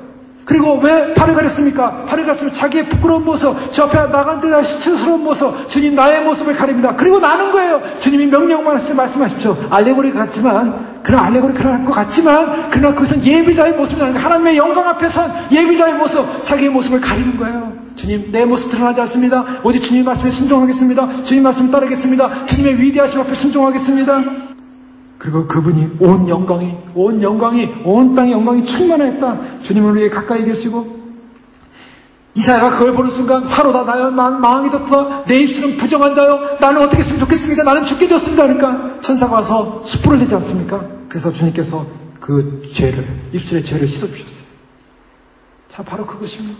우리가 주님 앞에 참으로 주님 오시는 날까지 우리가 믿음으로서 순결로서 또한 우리 자신을 지키면서 순종의 영으로서 주님과 함께 주님의 영광을 보면서 내가 주님을 경외하면서 순종하겠습니다. 사도 바울은요 빌립보 3장 8절에 또한 모든 것을 해로 여기면 내 주 그리스도 예수를 아는 짓이 가장 고상함이라미라. 내가 그를 위하여 모든 것을 잃어버리고 배설물로 여기면 그를 얻고. 자, 주님 앞에 순종하기로 결정하니까 이제 세상의 모든 것 배설물로 여기겠습니다. 내가 없습니다. 나를 가리겠습니다. 그리고 21절에 보면 하나님의 사랑 안에서 자기를 지키며 영생에 이르도록 우리 주 예수 그리스도의 긍휼을 기다리라. 기다리는 것. 자, 오실 주님을 기다리지 않으면 이 땅에 남게 됩니다. 기다려야 됩니다. 우리의 소망이 어디 있습니까? 하늘에 있는 줄 믿습니다. 땅이 소망이 아닙니다. 자, 휴거가 소망이 아니면 무엇입니까? 주님 오실 때 주님 맞이하는 것이 소망이 아니면 무엇입니까? 이 땅이 소망인 거예요. 우리의 심의권은 하늘에 있는지라 땅의 것을 바라보며 위의 것을 생각하라. 자, 그 다음에 우리가 그러한 믿음을 가지고 끝까지 지금 디모데전서의 6장에 보면 사도 바울이 믿음의 선한 싸움을 싸우라. 바울이 디모데에게 권면하는 거야. 믿음의 이 싸움을 싸우라는 거예요. 마지막 싸움을 싸우라는 것입니다. 끝까지 믿음 지키라는 것입니다. 끝까지 진리를 붙잡으라는 것입니다. 영생을 취하라. 영생을 취하는 사람은 누가 취합니까? 싸우는 사람이 취할 줄로 믿습니다. 진리의 허리띠를 묶고요. 이 진리를 놓치지 않겠습니다. 이 진리를 벗어나지 않겠습니다. 그리고서 나는 싸우겠습니다. 그러면 영생이 취해질 줄로 믿습니다. 이를 위하여 내가 부르심을 입었고 많은 증인 앞에서 선한 증거를 증거했다. 내가 부르심, 우리의 부름이 뭡니까? 우리의 소명이 뭡니까? 싸우는 거예요. 뭘 싸워요? 영생을 취하기 위해서 우리는 이 진리 싸움을 하는 줄 믿습니다. 디모데전서 1장 18절에 아들 디모데야 내가 네게 이 경계로서 명하노니 전에 너를 지도한 예언을 따라 그것으로 선한 싸움을 싸우며. 우리가 유다서를 봤습니다. 유다서에 뭐라 말하고 있습니까? 너희가 싸워야 될 이 문제를 얘기하고 있습니다. 그리고 에베소서의 교회의 마지막은 하나님의 전신갑주를 입고 반드시 싸우는 용사로서 군사로서 위하여 진리의 허리띠를 묶으라고 말하고 있습니다. 바울은 디모데를 향하여 너희가 선한 싸움을 싸우라고 말하고 있습니다. 선한 싸움을 싸워야 됩니다. 그래야만이 이기게 돼 있는 것입니다. 우리는 이 싸움 앞에 와 있습니다. 왜 싸움 앞에 와 있는가? 이미 말씀드린 이 날은 악한 날이기 때문입니다. 악한 날 원수 사단이 미혹시키고 넘어뜨리고 무너뜨리고 한 사람에도 휴거 못되게 하려고 마지막 발악을 하고 있는 이때, 그러니 휴거자가 적을 수밖에 없는 것이고 그 길을 가는 사람이 적을 수밖에 없는 것이고 끝까지 정절 지키는 것이 진리의 싸움이기 때문에 이 진리를 무너뜨리려는 악한 영들의 계기가 넘쳐나기 때문에 우리는 진리의 말씀 앞에 뿌리를 내려야 될 줄 믿습니다. 진리의 말씀 부여잡고 끝까지 주님 앞에 주장하고 주님이 약속의 말씀을 신뢰하고 나갑니다. 싸우겠습니다. 싸우는 자는 영생을 취하게 될 줄 믿습니다. 주님 오시는 날 들림받게 하소서. 주님 오시는 날 주님 맞이하게 하소서. 주님의 통치의 영광을 보게 하소서. 우리 시간 함께 기도할 때 그렇습니다. 주님께서 오시는 그날에 우리가 이 믿음의 싸움에서 승리한 존재로서 주 앞에 설 수 있도록 축복하여 주시옵소서. 참으로 이 진리 싸움 놓치지 않게 하여 주옵소서. 진리가 없으므로, 이 진리를 놓침으로, 진리의 뿌리가 내리지 못함으로 무너지지 않게 하여 주시고, 이 진리의 뿌리를 부여잡고 아버지 주님 오시는 날 주님을 맞이하는 순결한 정결한 하나님을 보고 하나님을 알고 하나님의 계획과 하나님의 뜻과 하나님의 통치와 하나님의 섭리를 알고 영원히 살 날, 우리는 이 땅에 잠시지만 그러나 오실 주님과 함께 영원히 살 그 영광의 날을 소망해서 승리할 수 있도록 축복하여 주시옵소서. 주여 부르게 하겠습니다. 주여! 주여! 주여!